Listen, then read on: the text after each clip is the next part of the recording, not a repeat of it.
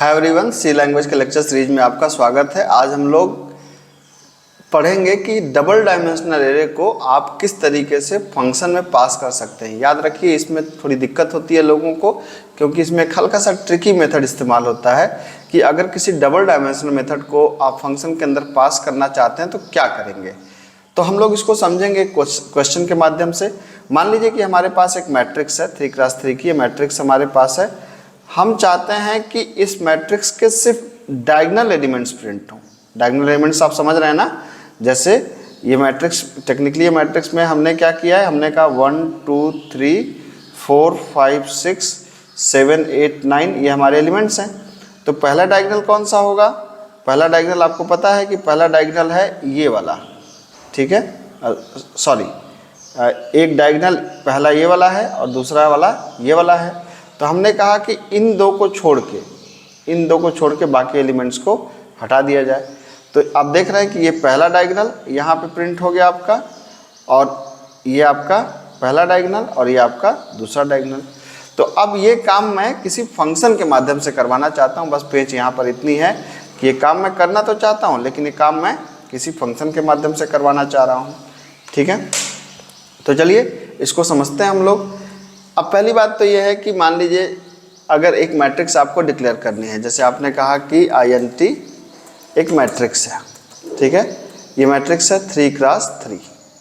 तो पहले तो एक चीज़ और समझ लीजिए कि अगर 3x3 की मैट्रिक्स है, मान लीजिए हमको इसको फिक्स वैल्यू देना है। एक तो होता है कि हम वैल्यू मांग लें, वैल्यू को रीड करना ऑलरेडी जो डबल डायमेंशनल की जो सीरीज़ है मैंने वहाँ पे बढ़ाया है, अगर आप जाके देखना चाहे देख सकते हैं।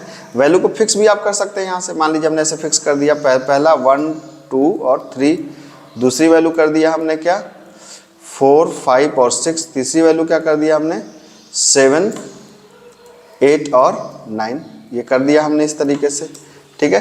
तो इस तरीके से मैट्रिक्स को आप डिक्लेयर कर सकते हैं अगर इसकी ज़रूरत है तो। उसके बाद आप क्या कर सकते हैं, मान लीजिए कि हमने पहले, अब थोड़ा सा मैं इसको और बेहतर तरीके से मान लीजिए मुझे इस फंक्शन को प्रिंट करना है। तो फंक्शन को प्रिंट करना है तो अब देखिए देव C++ में क्या होता है कि आप प्रोटोटाइप वगैरह छोड़ के सीधा आप बनाना चाहें तो आप सीधा फंक्शन को अगर ऊपर लिख देंगे तो प्रोटोटाइप बनाने की ज़रूरत नहीं है। आप देख सकते, जैसे मैंने कहा वाइड क्या प्रिंट मैट्रिक्स, ठीक है। अब यहाँ पे देख लिया, पहला एक मैट्रिक्स लिया। अब यहाँ पे समझने वाली बात आपको ये होगी कि जैसे जब भी मैट्रिक्स आप डिक्लेयर करेंगे ना, तो मैट्रिक्स को डिक्लेयर करते समय आपको क्या करना पड़ेगा, ये दो आर्गूमेंट आप पास करते हैं, और दो आर्गूमेंट में अगर आप पहले की वैल्यू को छोड़ दें तब तो चलेगा, लेकिन सेकंड वाली की वैल्यू को आप खाली नहीं छोड़ सकते। इसकी वैल्यू आपको स्टैटिकली देनी ही पड़ेगी, ठीक है।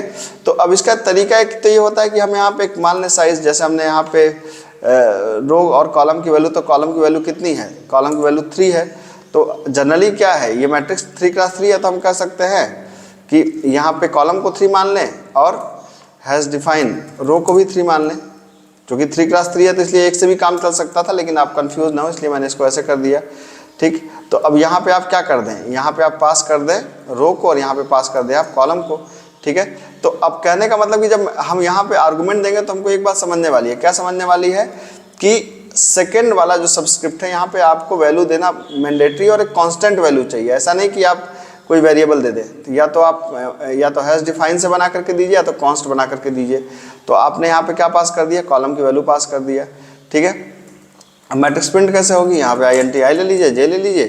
तो हमने कहा कि for I = 0 I < row I++ and for J = 0 J column J++। क्या करना है आपको, प्रिंट करना है क्या %d/t matrix of I cross J, ठीक है। उसके बाद क्या करिए, लाइन को चेंज कर दीजिए, आपने यहाँ पे /n कर दिया। अब प्रिंट मैट्रिक्स के अंदर आपने क्या कर दिया, प्रिंट मैट्रिक्स के अंदर आपने पास कर दिया मैट्रिक्स को। अब देखिए मैट्रिक्स प्रिंट कर रहा है, ये लीजिए भाई साहब, मैट्रिक्स प्रिंट हो गया। अब जो क्वेश्चन हमने दिया था आपको, आप कहेंगे क्वेश्चन कुछ और दिया था, कर कुछ और रहे हैं, तो कुछ नहीं, वही कर रहे हैं जो करना था।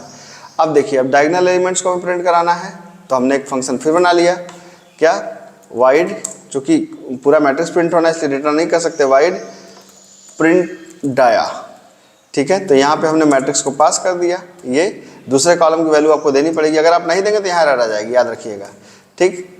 तो अब प्रिंट डाया में क्या आपने कर दिया, एक मैट्रिक्स ले लिया आपने C की, और फिर आपने इसमें क्या किया, कि आपको पता है, अब यहाँ पे थोड़ी लॉजिक लगानी पड़ेगी आपको कि मैट्रिक्स की डायगोनल को प्रिंट करने की लॉजिक तो पता ही होगी आपको, फिर भी मैं एक बार हल्का सा ब्रीफ करता हूँ।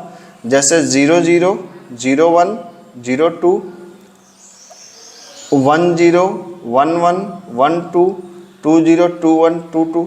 तो पहला डायगोनल तो बिल्कुल आसान है जब आई और जे सेम है, 0 0 1 1 2 2। दूसरे डायगोनल में थोड़ी दिक्कत है। दूसरे डायगोनल में क्या है, दूसरे डायगोनल में अगर आप देखें तो 0 2 1 1 2 0।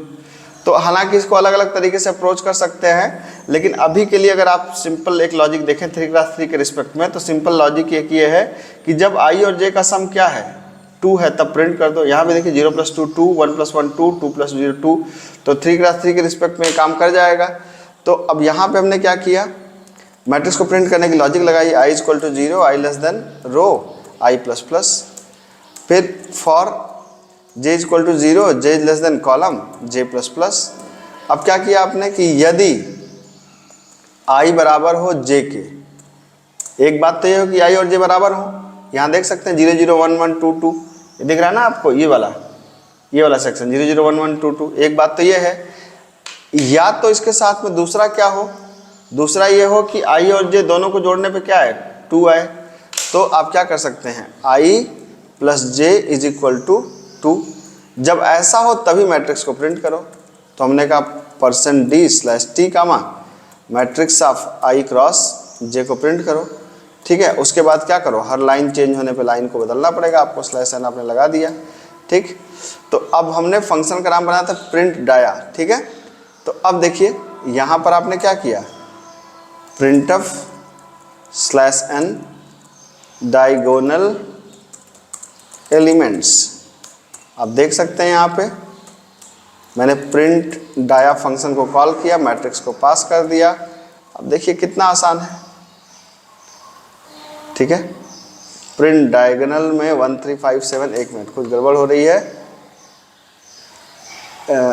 सॉरी, ये जो लाइन चेंज होना चाहिए था ये इनर लूप से बाहर होना चाहिए था ना, ये गड़बड़ हो गया, दैट्स इट। ये देखिए, अच्छा 5 भी, अच्छा ये जो है, अदरवाइज मैंने कहा ऐसा करो कि प्रिंट कर दो, एल्स में लगा दीजिए तो ज़्यादा सही हो जाएगा। कहने का मतलब यह है कि जब एलिमेंट मिल रहा है तब तो प्रिंट कर रहा है, लेकिन नहीं मिल रहा है तो कुछ नहीं प्रिंट कर रहा है। तो मैंने कहा एल्स प्रिंटफ क्या है, एक गैप और /t। ठीक है, ये देखिए अब आ गया आपका बिल्कुल वैसे ही। तो 1 2 3 4 5 6 7 8 9 और डायगोनल एलिमेंट्स आपके आ गए दोनों डायगोनल के। तो अब मसला यहाँ पे डायगोनल प्रिंट करना नहीं था, ये तो आप मैट्रिक्स में अगर थोड़ा सा दिमाग लगाएं तो हो जाएगा। मसला था कि हम लोग डबल डायमेंशन को कैसे पास करते हैं। खास तौर से अगर कल को आप डेटा स्ट्रक्चर में ग्राफ की प्रोग्रामिंग पढ़ेंगे तो वहाँ पे ये जानना बहुत ज़रूरी है, अदरवाइज आप वहाँ पे जा कर के स्टक हो जाएंगे। तो ये बहुत इंपॉर्टेंट कंसेप्ट है, इसको देख लीजिए। मैट्रिक्स रिलेटेड प्रॉब्लम्स को फंक्शन से करने की कोशिश करिए। Thank you so much.